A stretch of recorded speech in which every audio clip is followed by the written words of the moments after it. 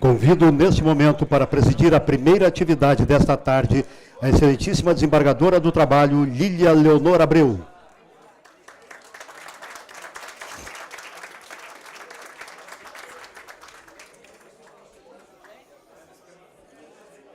Convido para tratar do tema O Sentido da Reforma Trabalhista, excelentíssimo juiz José Lúcio Munhoz.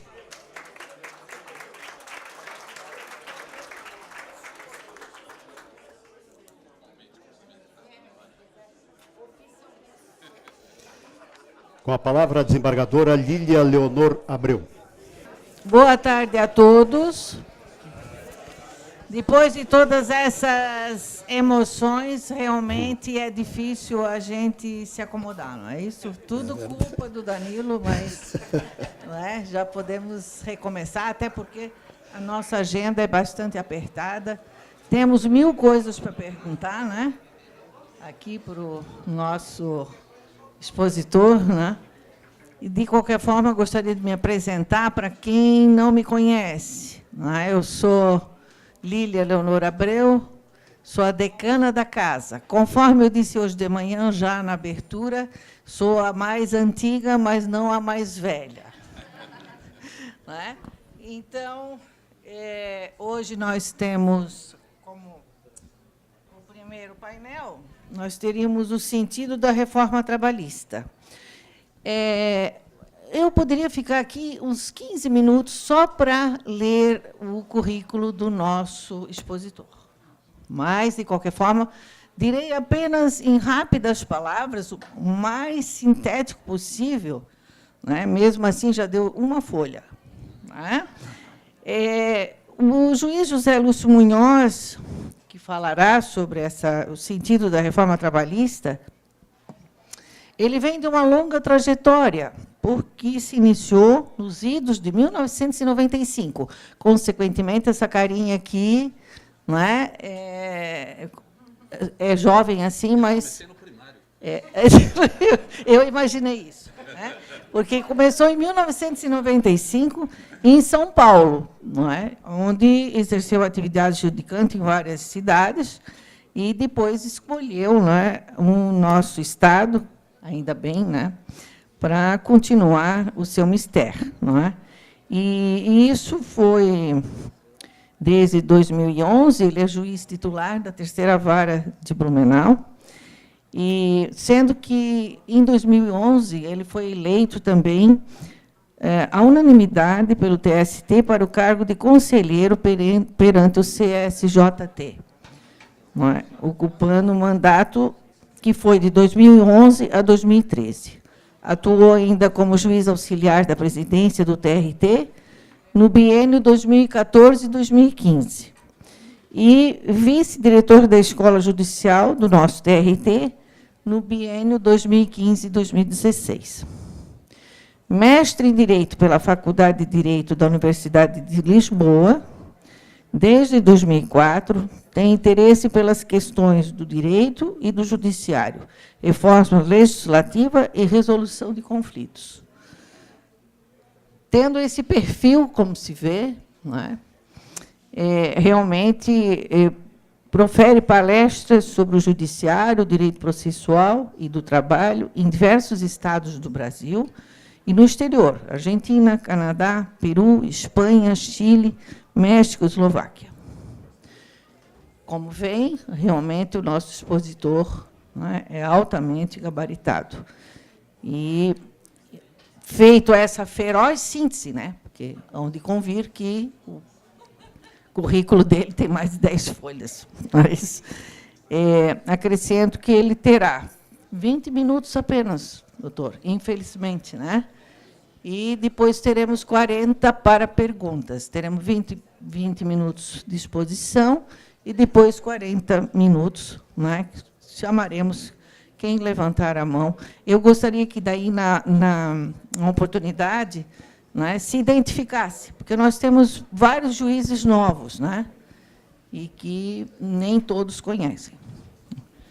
Então, a palavra está com o doutor José Lúcio. Doutora Lília Leonor Abreu, presidente dessa mesa. Eu não tenho palavras para agradecer o carinho com que me tratou aqui. E eu vou até depois levar essa abertura da doutora, como já disse aqui uma vez também, o Colasso, né, para minha esposa, para ver se ela acredita melhor, né, nas minhas qualidades, não é isso? E estar na escola, né, como a doutora Mari falou, é uma alegria gigante, né, para a doutora Gisele também já passou por aqui, já sabe o quão bem faz a alma, o espírito, está discutindo direito, está discutindo nossas atividades, muito diferente das atuações institucionais, como presidente de Amatra, AMB, CNJ e tal, onde são questões institucionais, ou seja, só problema, né? O tempo todo problema, enrosco, conflito. E na escola não, a escola, os conflitos são internos nossos, daí, de como aplicar, como desenvolver uma teoria ou outra, ou mudar de opinião, ou não mudar de opinião, enfim, são esses. E eu tenho que só agradecer o carinho do convite e parabenizar aqui a direção da escola, na pessoa do Roberto Basilone, e também da querida Maria Beatriz. Não vejo melhores mãos nesse momento para tocar a escola. Então, de parabéns já pelo início da atividade, já pegando fogo, né, com um tema que nos afeta a todos. Bom, a mim pediram que eu falasse aqui sobre o sentido da reforma trabalhista, né? Normalmente eu fico em pé, andando, mas eu vou ficar aqui do lado da doutora Lília, se me permite. Eu acho que vai ser mais fácil um carinho com ela aqui, para eu não dar as costas para a nossa presidente de mesa. E isso decorre muito, talvez, eu já pressenti aqui, talvez, o dedinho do meu coordenador do livro, né, que está lá no cantinho escondido. Ele pensa que a gente não enxerga, né, o Daniel lá, mas está lá escondidinho, que talvez tenha sido, porque o que eu vou falar para vocês é uma introdução só da reforma, é o que a gente tem discutido, porque os demais colegas falarão sobre os temas próprios da reforma. Eu vou, então, tentar reproduzir aqui, bem rapidinho, o que levou a essa reforma, o momento político dessa reforma, o que aconteceu para se chegar nessa reforma, e aquela discussãozinha inicial aí, preliminar, da constitucionalidade ou não da reforma, enfim. Uma passada de olhos sobre o tema, é claro. Cada um tem sua posição, eu vou expor aqui uma. Se pegasse só da constitucionalidade ou não, da reforma como um todo, dos princípios, né, do não retrocesso, a gente ficaria aqui 2 dias só falando disso, né? E agora já devem me faltar apenas 15 minutos para falar sobre tudo isso. Então, eu peço que compreendam a posição, mas não necessariamente concordem com a visão, porque, né, a gente está justamente para debater. Mas, antes de tudo, eu quero trazer alguns dados, porque quando a gente faz parte do processo histórico, e a gente está vivendo um processo histórico, né, daqui a uns anos a gente vai estar contando para os nossos netinhos desse momento, o que aconteceu e tal, né? E às vezes a coisa passa na nossa cara e a gente não percebe alguns dados interessantes, algumas datas, alguns fatos, né, porque são muitos ao mesmo tempo e às vezes a gente não toma pé deles todos. Então, eu vou dar uma rápida abordagem sobre essas questões. Bom, primeiro, o momento político da reforma, né? Vem logo após o impeachment, né, da Dilma. O governo Temer assume, já envolto em questões de corrupção, né, a Lava Jato já começando de modo bastante intenso, e mostra aí a quantidade de políticos envolvidos com a corrupção, né, em toda a seara, desde Temer, ministros do governo, né, e, enfim, toda aquela questão que envolveu logo após a tomada de poder aí pelo Temer, através do impeachment.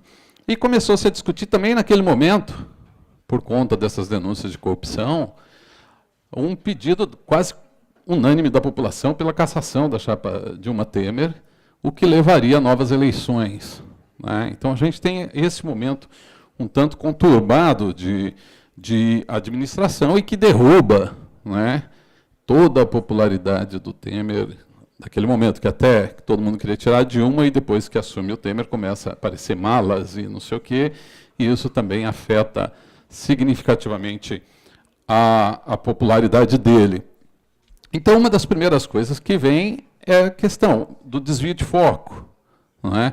Então, vamos tratar das reformas, vamos botar o tema reforma para não se ficar vendo 10 horas de Globo News direto com os depoimentos do pessoal lá das carnes, dos dois irmãos, falando de como corromperam, dos vídeos e tal. Põe outro tema na berlinda.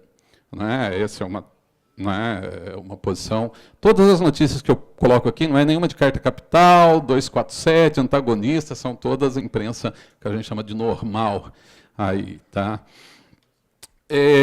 E parece que deu um pouco o efeito esperado do governo, não sei se era proposital ou não, mas, de fato, quando a gente começa a pesquisar no Google reforma trabalhista, essas coisas, tem só um pouquinho de menção até ali quando foi apresentado, e depois explode o tema, sendo objeto dos debates múltiplos, né? E desvio de foco, a gente tinha em São Paulo, começou de São Paulo, né? O Manzi e outros colegas aqui, a gente lembra muito do Maluf. O Maluf começou a ser denunciado por corrupção em São Paulo, ele inventou aquela lá, não pode fumar em restaurante, em bares, né? Aí todo mundo começou a discutir se podia fumar em restaurante, em bar, não, e só agora que o cara foi preso, né? Então, às vezes, tem efeito esse desvio de foco. Não se pode afirmar com certeza que tenha sido esse o objetivo, claro, mas, né, são algumas questões que até a imprensa, como eu coloco aqui da própria Folha de São Paulo, levanta. E isso, o governo, ao fazer isso, ele sinaliza para o empresariado o que ele quer fazer. Então, de fato, a partir desse momento, começa a se notar uma mudança. O empresariado, né, as entidades empresariais que iam para as ruas pedindo impeachment contra a corrupção e tal, né, dá uma refreada, né, e pedem oficialmente para que Temer fique.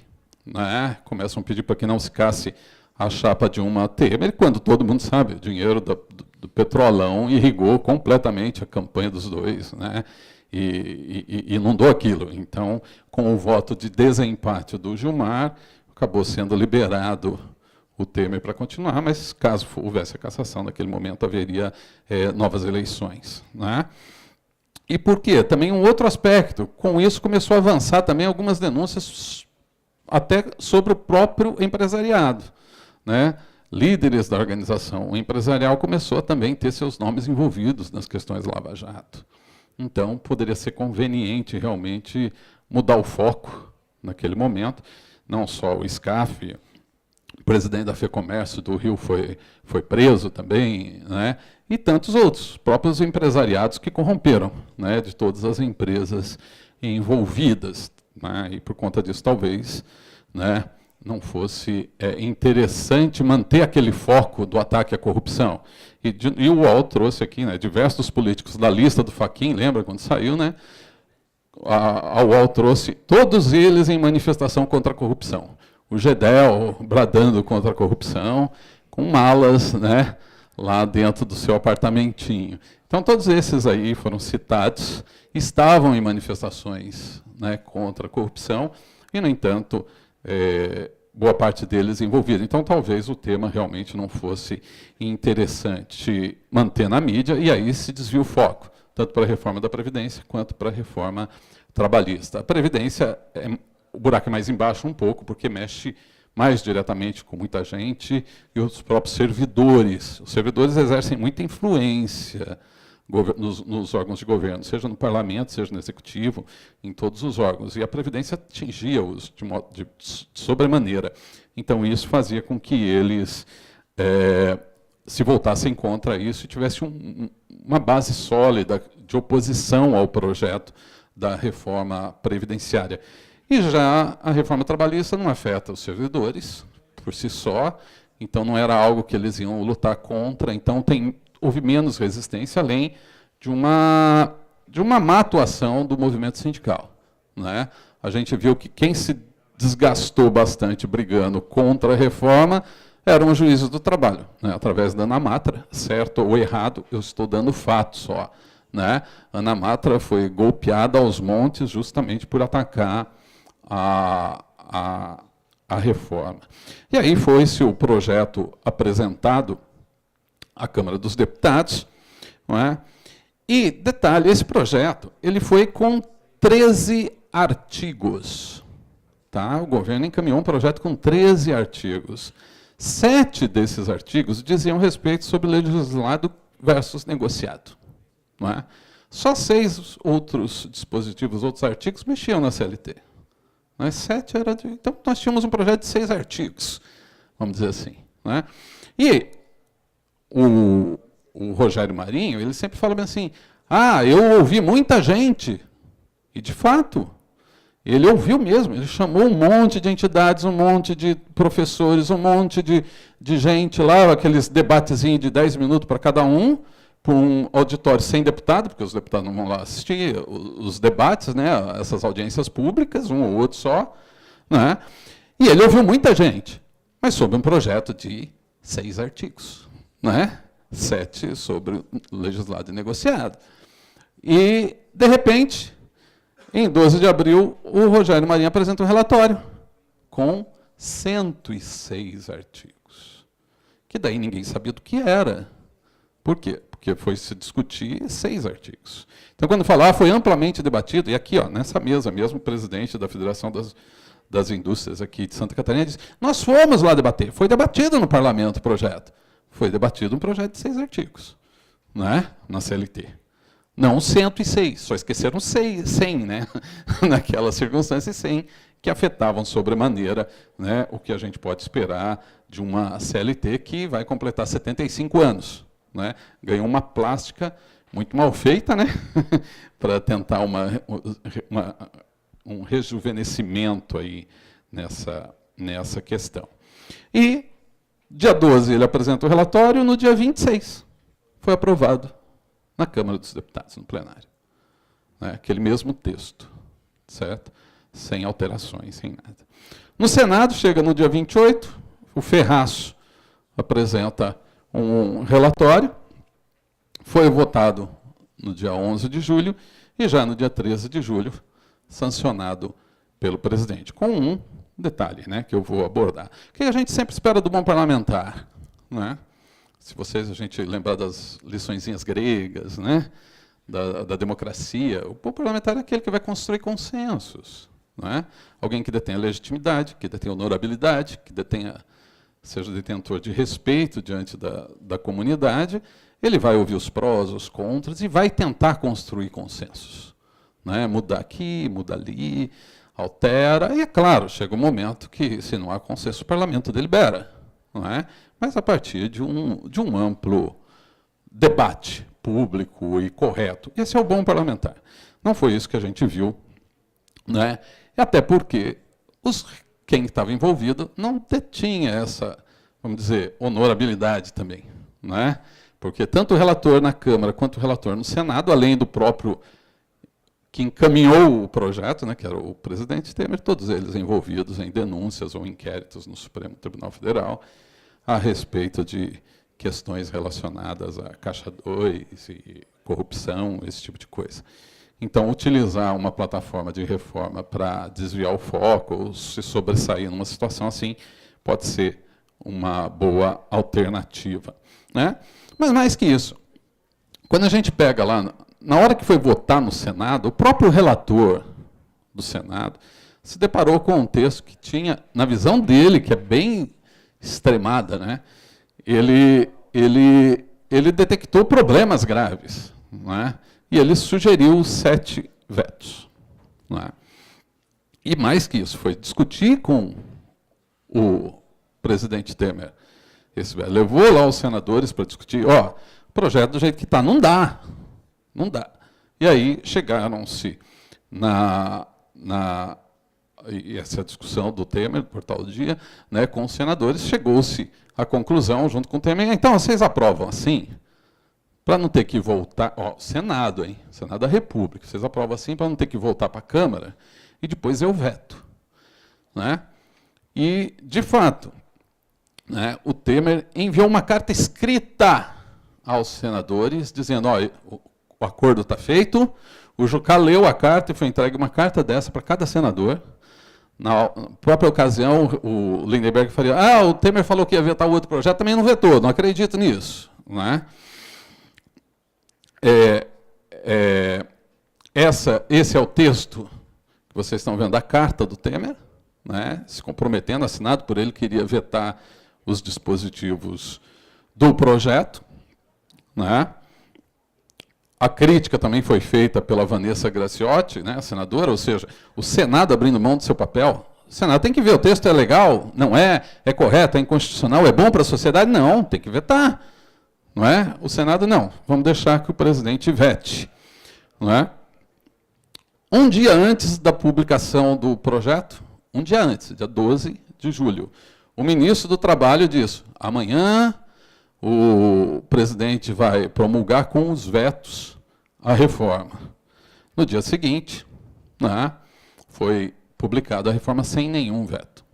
Né, mesmo escrito pelo presidente Temer que vetaria, sobre todas as histórias que vetaria, que mandaria daí outras medidas provisórias e outros textos de lei para melhorar a proposta, então, debatida no Congresso Nacional. Né? E o que não aconteceu. O próprio relatório do Ferraz, eu não sei se já passei aí, né? O próprio relatório do Ferraz, o relatório oficial do Senado, ele fala lá, esse texto será vetado pelo presidente conforme acordo, e no relatório oficial, aprovado no plenário. E não foi vetado. Aí, então, nós ouvimos aqui o próprio colega nosso do Paraná, que disse, não, vai sair a medida provisória aqui, antes da vigência da lei, alterando os pontos que foram negociados com o governo. O governo negociou com o parlamento, vai ser a medida provisória. E a medida provisória será editada em agosto, ou seja, bem antes da reforma, para que todos tivessem oportunidade de analisar e discutir e tal. Não é? Que novidade? A reforma começou a funcionar sem medida provisória. Né? No dia 11 de novembro não tinha medida provisória. Então, começou a reforma sem a medida provisória. E isso ficou por 3 dias. Né? Um texto que foi alterado 3 dias depois pela MP, alterando alguns dos pontos ali também discutidos, alguns deles, não todos, que estavam discutidos no projeto do Ferraz, que seria objeto de veto. Né? Essas atitudes do governo mostram a pouca preocupação de seriedade com o trato da coisa pública, com o trato de um tema importantíssimo para empresas, para trabalhadores e tudo isso. Né? E a MP foi avisada algumas vezes que ela iria caducar, o Senado teve que prorrogar os efeitos da MP, porque ela teria validade por 60 dias, interrompe durante o período de recesso parlamentar, então por isso que vocês contarem os 60 dias da emissão da MP, dá errado a prorrogação, porque é descontado o recesso.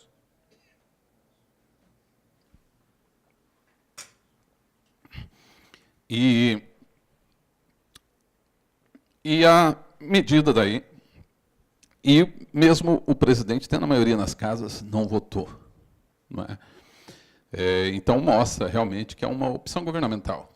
Né? Ele não quer mexer isso, o Maia já falou que é melhor o texto original mesmo. De início, o Maia falou que não ia votar MP nenhuma, mas aí ele se desgastava com a opinião pública. Não, nós vamos votar sim, e não vota nada. Porque, né?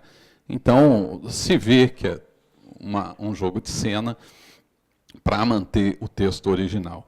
Aqui eu tenho, eu nem sei se vocês querem ouvir, né? Mas, enfim, é o Temer, não vou colocar, porque é 3 minutos de fala dele, falando e repetindo aos montes, isso é do site lá, Planalto Gov, ele repete, meus queridos brasileiros, não é? Estamos aqui porque a reforma trabalhista agora vai criar muitos empregos. Nós vamos criar muitos empregos para o povo brasileiro, porque essa reforma vem, papapá.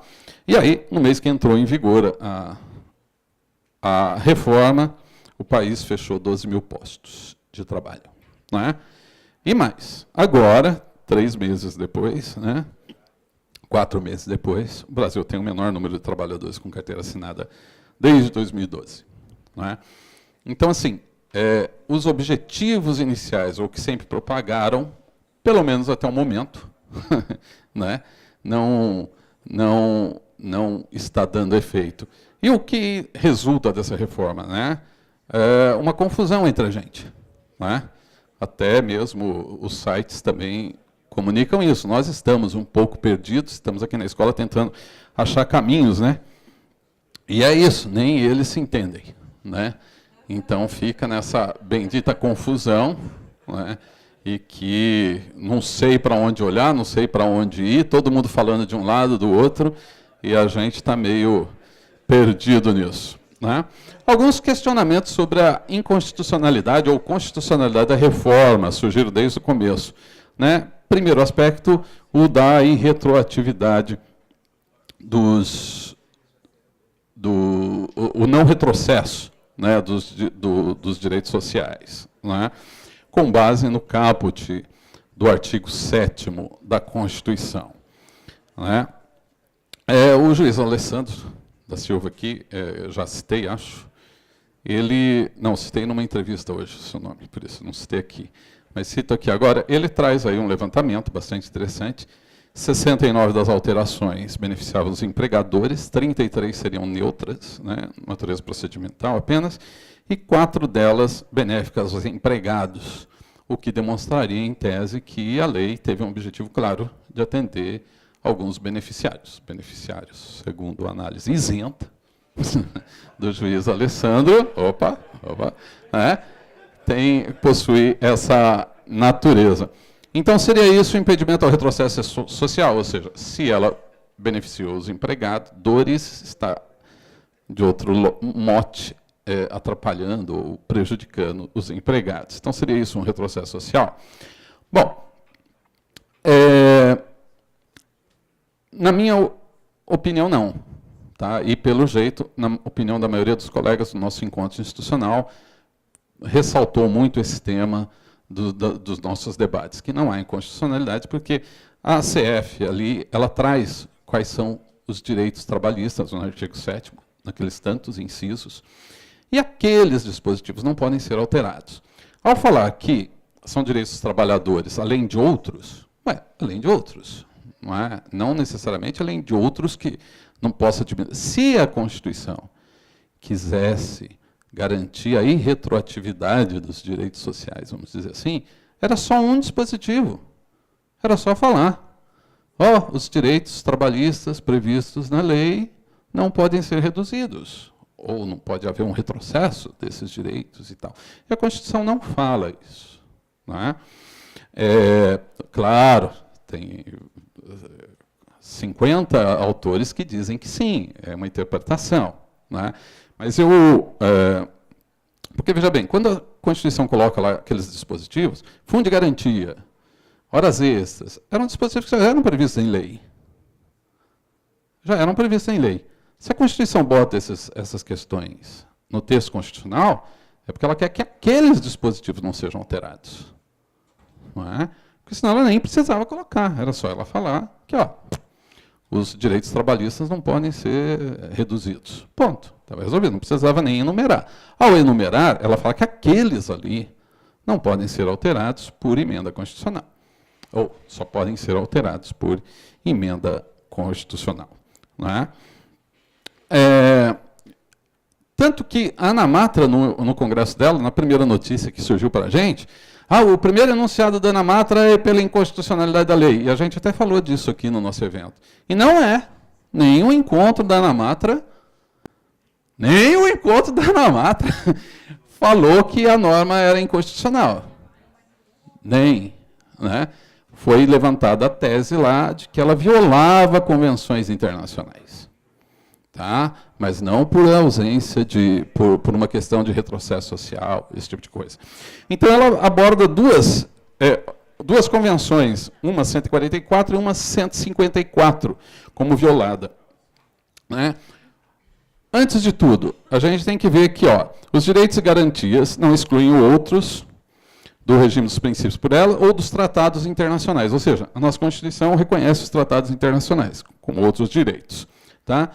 E fala mais, o artigo 5º, parágrafo 3º, que as convenções internacionais sobre direitos humanos, se aprovado pelo mesmo quórum da emenda constitucional, que é 3/5, 2 vezes nas 2 casas, assumem natureza de emenda constitucional.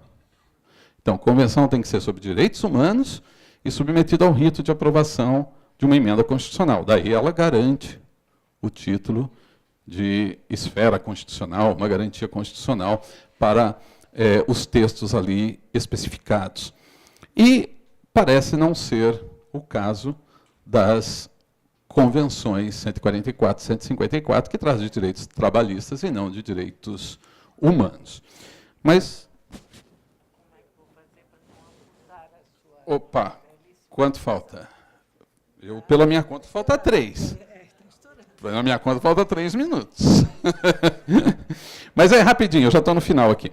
Então, as convenções 144 e 154 não tratam de direitos humanos. Tá? Então, bom, aí eu tenho uma convenção internacional e tenho uma lei tratando o mesmo assunto, mais nova. O que se aplica? A convenção ou a lei mais nova? E o Supremo, desde 1977, já tem essa posição consolidada, desde 1977. A convenção ela não é revogada pela lei nova, mas ela perde eficácia enquanto existir a lei nova. Então, por quê? O processo de revogação de convenção ou tratado internacional, ele possui procedimento específico na própria Constituição ou na lei, ou seja, mediante a denúncia, aprovação e tal, pelo governo. E uma lei nova não faz isso. Logo, o tratado mantém-se. Só que a nova lei, ela suspende a aplicação naquilo que for incompatível com o tratado, se a lei for nova. Então, para o caso, seria essa a situação. Ou seja, a lei nova suspenderia os tratados. Mas mais que isso, as convenções 144 e 154 não tratam do tema. Porque a 144 fala que tem que ter discussão tripartite do Estado mesmo quando for levar os temas a serem tratados na própria OIT. Então, o Estado membro, pela 144, vai tratar algum tema na OIT, ele tem que ouvir uma comissão tripartite, os trabalhadores, empregadores e governo, para tratar o tema na OIT, não para fazer lei trabalhista. A norma não trata disso. Está aí o artigo 2º, tá?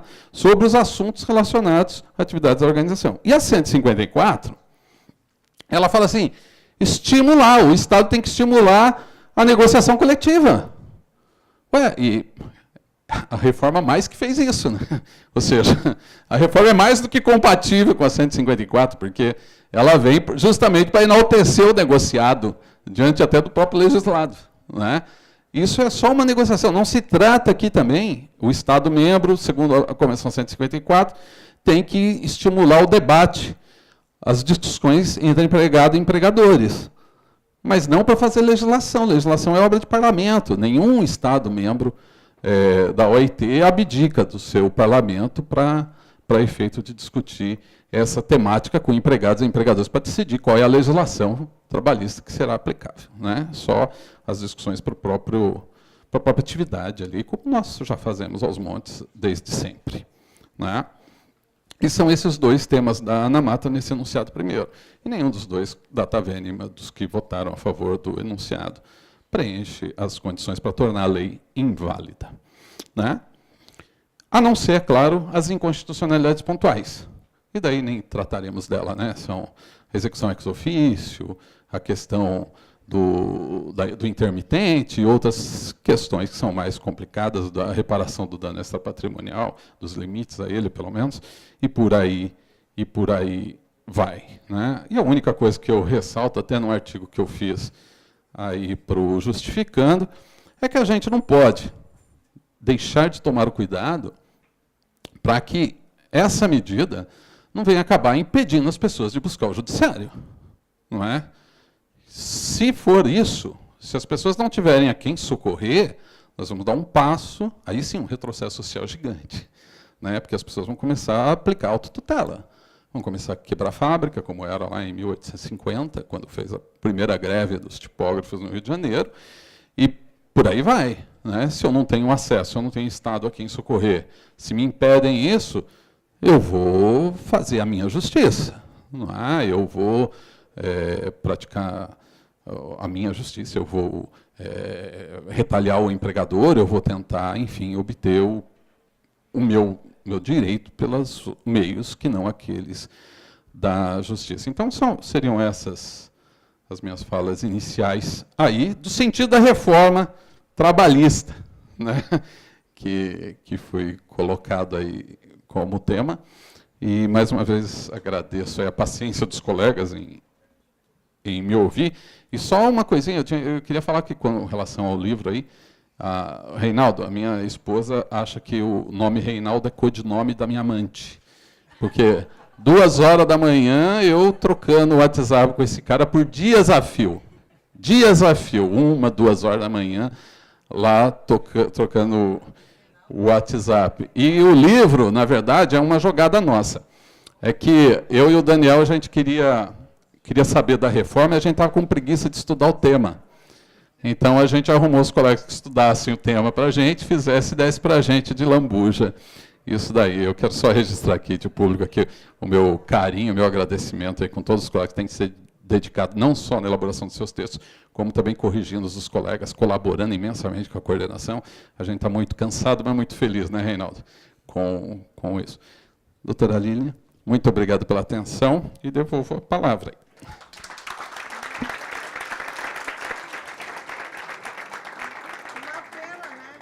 Uma pena. Ué, o que eu andei desligando aqui? Eu digo uma pena que teve que ser tão rápido, né? Mas, na verdade, estamos premidos pelo tempo. E teremos 10 minutos só, então, para fazer perguntas. Não é? Porque, senão, vai atrasar toda a sequência. Vamos ver, então, quem se habilita e se identificar, por favor.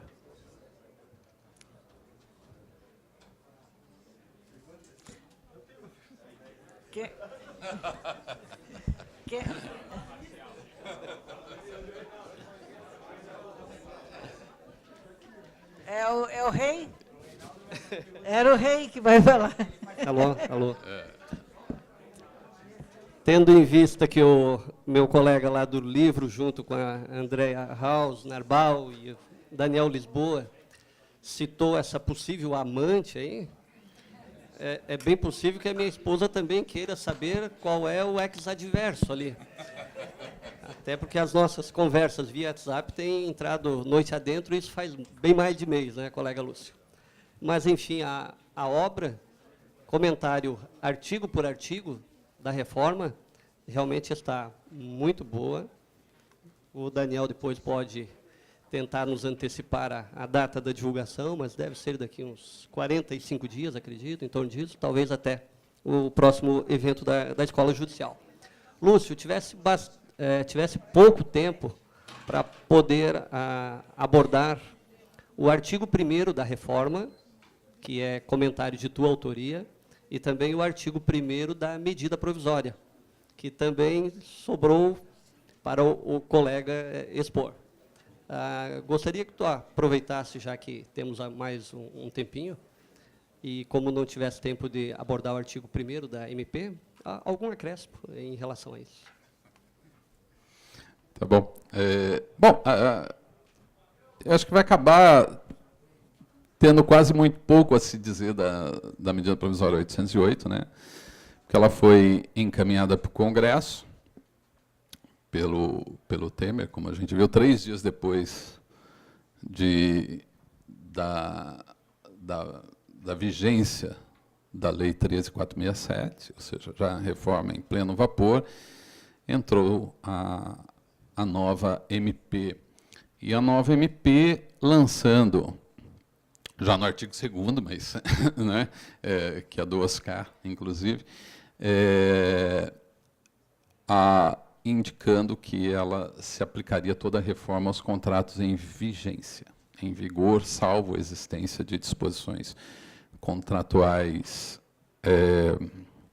outras, que já tinha sido até posição do nosso encontro institucional também, nesse ponto, que houve bastante controvérsia naquele dia, naqueles debates, e acabou sendo aprovada aqui a posição pela maioria de que a reforma se aplicaria aos contratos do direito material, se aplicaria aos contratos em vigor, salvo existência de disposição contratual ou convencional contrária aos dispositivos. Agora, a emenda deixando de ter efeito, tem uma outra disposição constitucional que fala que o Congresso regulamentará os efeitos jurídicos da medida provisória, o artigo 62 da Constituição, regulamentará os efeitos jurídicos da medida provisória que tenha perdido sua eficácia. A emenda ela não pode ser reeditada, há uma vedação nesse sentido. E o governo acabou de passar por isso, porque o Temer tinha criado o Moreira Franco ministro para ele escapar do Supremo por medida provisória. Oi? É isso, exatamente, desculpe, para ir para o Supremo. Escapando do primeiro grau, escapando dos moros aí do Bretas e outros, né? Para ir para o Supremo, ou seja, mantendo um foro privilegiado. E a medida acabou caducando, ou seja, perdendo a eficácia nos termos constitucionais. E Temer não poderia reeditar a medida provisória. E o que ele fez? Ele editou uma outra medida provisória, fazendo uma reforma ministerial, jogando os cargos, nomes de ministério, e aí acomodou de novo o Moreira. E aí o Moreira assumiu de novo aí o status de ministro para ir para o Supremo. Não é? Então, e a mesma coisa aqui com o nosso caso. A medida não pode ser reeditada e o Temer não vai achar uma brechinha para reeditá-la com outro jeito, porque não tem interesse, não tinha interesse nessa aprovação dessa medida. Ela foi feita apenas para não... A gente sabe que era para não macular a imagem do Temer naqueles compromissos que ele tinha assumido, que tinha escrito e tal. E porque ele fala, o Jucá já disse isso, o governo tinha que mandar uma proposta, ele mandou. Né? Com o parlamento é que tem que decidir e tal. Né? Quando o governo tem a maioria. A medida provisória ela ia perder a sua eficácia, foi prorrogada a sua vigência por 60 dias, é permitido uma única, por ato do presidente do Congresso, do Eunício, exato, e está prestes a perder de novo, e agora definitivamente. E dispõe a Constituição, como eu falava, que o Congresso regulamentará os efeitos jurídicos. Duvido que o Congresso venha regulamentar efeitos jurídicos se ele não regulamentou a própria medida. Né? Então, esperar que o Congresso venha se debater. E, ausente isso, a Constituição também fala que, ausente isso, os efeitos da medida não regulamentada permanecem naquele tempo. Ou seja, nós temos uma reforma trabalhista, 3 dias depois, mudança de alguns textos, ou seja, alguns só vigoraram por 3 dias, e aí os efeitos disso depois, quero ver como é que vai ser, né? Se acontecer alguma coisa naqueles 3 dias, e deve ter acontecido, né? Porque o Brasil é grande, milhares de situações jurídicas a todo momento, algumas coisas devem ter acontecido naqueles 3 dias lá. E depois veio a medida provisória que perde a sua eficácia. Né, e sem regulamentação do Congresso Nacional. Então, é assim que é tratado a coisa pública aqui. Né, assim, lamentavelmente, porque é um tema de importância para todos nós, não só para a gente, mas para milhares de empresas sérias que estão tendo maior dificuldade. Faço o quê? Né, pago, não pago, vejo, não vejo, deixo, não deixo, desconto, contribuição sindical, não desconto, né, fica um inferno para todo mundo. Então, acho que da MP era um pouco isso que eu podia falar sem avançar nos temas específicos dela. Né? Tem a MP, tem o artigo 2º, que vai acabar a vigência agora, os contratos vigentes, como é que fica? Então, o desembargador que tem que esclarecer a gente, né? Como é que fica? né? Oh, que diacho é esse, né? Né?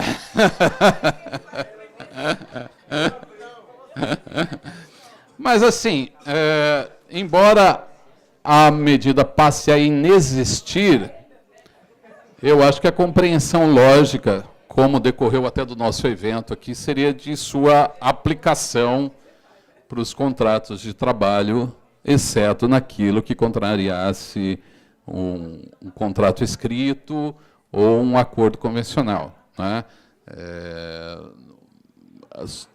Talvez uma condição extraordinária, pontual, possa até levar a um entendimento contrário de que a norma venha atrapalhar muito aquele contrato que já existia sobre, ou seja, que cause um prejuízo realmente grande, até de modo excepcional, talvez, não sei, não me passa pela cabeça uma hipótese, né?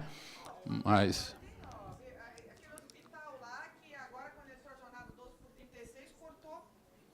Tem aquele hospital que, quando entrou a jornada 12 por 36 nova, cortou o direito que as pessoas já estavam recebendo, intervalo entre a jornada e pagamento em dobro, reduziu 30% o salário dos trabalhadores. Redução de salário me parece irredutibilidade salarial. Eu acho até que tem aplicação imediata. Sou favorável à aplicação imediata para situações futuras, né? Aqui, as pessoas que já vêm recebendo em dinheiro, né? A pessoa que... Eu acho que tem o óbice. Tu acha que dá de reduzir o salário? É difícil. Imagina reduzir o nosso salário. Agora, reduzir o salário do trabalhador, se a gente quer reduzir o nosso, como é que vai reduzir o salário do... Então, vamos admitir que pode reduzir o salário de todo mundo. É que o hospital, tecnicamente, não é salário aí, né? É um acréscimo, né? Remuneração, remuneração, mas não é salário. Mas tem, como no intervalo tem reflexo, aviso prévio, férias, 13º, o conjunto remuneratório, a irredutibilidade salarial. Mas a insalubridade está relacionada... Começa a pegar fogo a reforma. A insalubridade está relacionada à supressão de uma situação, não do status jurídico. Intervalos continuam sem ter. Eu acho que daí... Eu acho que é um processo... Para quem já recebe, né? Para quem recebe. Agora, para os novos contratos, depois da reforma, aí, infelizmente, o intervalo ficou embutido. Bom, mas para quem já recebia... Eu acho que é um processo de amadurecimento nosso, de todo mundo, para ir compreendendo as implicações da reforma, o seu alcance, e as circunstâncias pontuais, eu acho que vão ser importantes, porque diante do pontual, do caso concreto, a gente acaba tendo uma compreensão mais efetiva dos reflexos que a reforma vem a causar, positivo ou negativamente, em cada uma das circunstâncias. Então, daí eu acho que a gente vai crescendo junto com as interpretações aí, depois que venham aparecer. O juiz José Lúcio, ele tem uma técnica, muito boa. Ele vai cutucando devagarinho, não é? Só que juiz não dá para cutucar, né? Juiz não dá para cutucar. Começou a cutucar, tu começa a falar sem querer, né? Olha, infelizmente, nós vamos ter que encerrar, né? Mas eu acho que o objetivo principal foi conseguido, né, gente?